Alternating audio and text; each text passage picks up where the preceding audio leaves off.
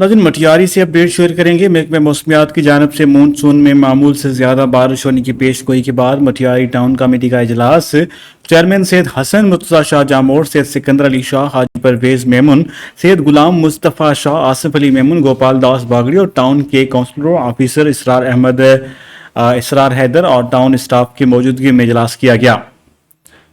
मुमकिन बारिश की पेश नज़र मटियारी टाउन के तमाम वार्ड बशमूल काला गड़ा, गुड्डू, डिस्पोजल, भट्टी गांव के नालों की सफाई और बारिश के पानी को टिकाने लगाना और उनके लिए मशीनें फाल करने की तजावीज़ भी पेश की गई।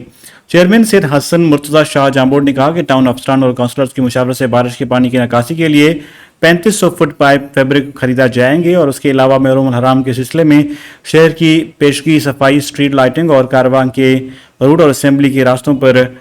सफाई की जाएगी और निज़ाम को बेहतर बनाने के लिए ज़रूरी सामान खरीदा जाए और तमाम काउंसलर्स को भी अलर्ट रहने की हिदायत की गई है।